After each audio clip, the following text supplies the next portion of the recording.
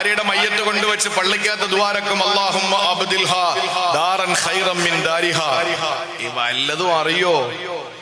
ഈ ഭർത്താവ് ഭാര്യയുടെ മയ്യത്ത് കൊണ്ടുവച്ചിട്ട് ദുആരക്കുന്ന എന്താ ഈ ഓതുന്നതെന്ന് വല്ലതും അറിയോ?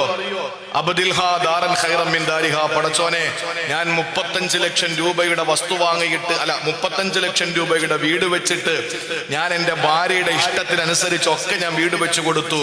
എന്നിട്ട് ആ ഭാര്യ മരിച്ചപ്പോ ഭർത്താവ് ദുആരക്കാണ്, അബ്ദിൽഹാ ദാറൻ ഖൈറൻ മിൻ ദാരിഹാ. ഈ 35 ലക്ഷത്തെ വീടിനേക്കാൾ നല്ല വീട് നീ പകരം കൊടുക്കണേ അല്ലാ.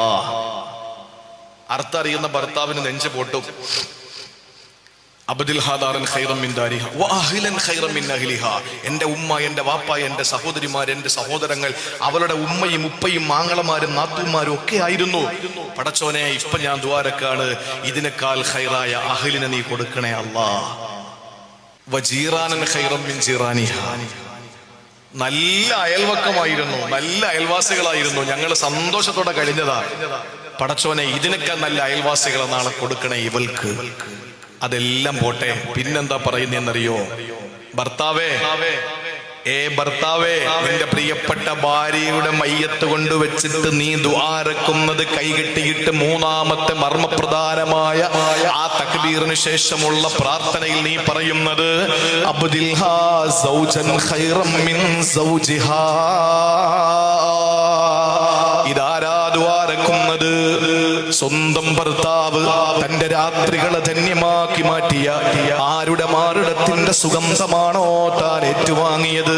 തന്റെ പ്രിയതമാ, തന്റെ പ്രിയപ്പെട്ടവൾ, തന്റെ എല്ലാമായിരുന്നവൾ, അവൾക്ക് വേണ്ടി ദുആരക്കുന്നു. അല്ലാഹുമ്മ അബ്ദിൽഹാ സൗജൻ ഖൈറൻ മിൻ സൗജിഹാ. പടച്ചോനെ, ഇവളുടെ ഇണയേക്കാൾ നല്ലൊരു ഇണയെ നാളെ സ്വർഗത്തിൽ ഇവൾക്ക് കൊടുക്കണേ അല്ലാ. അപ്പൊ നീ ആരായി എന്ന് വെച്ചിട്ട് നാളെ ഇനി ഭാര്യ മരിക്കുമ്പോ മൂന്നാമത്തെ തക്ബീറിന് ശേഷം മിണ്ടാതെ നിൽക്കണ്ട, അങ്ങനെ അവക്ക് കിട്ടണ്ട എന്ന് ചിന്തിക്കണ്ട. എന്റെ പൊന്നു സഹോദര, നീ തന്നെയാണത്. ഖൈറായ സൗജ് എന്ന് പറഞ്ഞാൽ നീ തന്നെയാണ്. എന്തുകൊണ്ട്?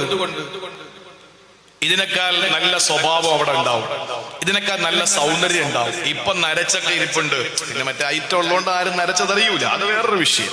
അപ്പൊ ഏതായിരുന്നാലും നീ നരച്ച്, അല്ലെങ്കിൽ നീ വളഞ്ഞ്, അല്ലെങ്കിൽ നിന്റെ സ്വഭാവം വളവ്, ഇതൊന്നും ഒരു പ്രശ്നമല്ല.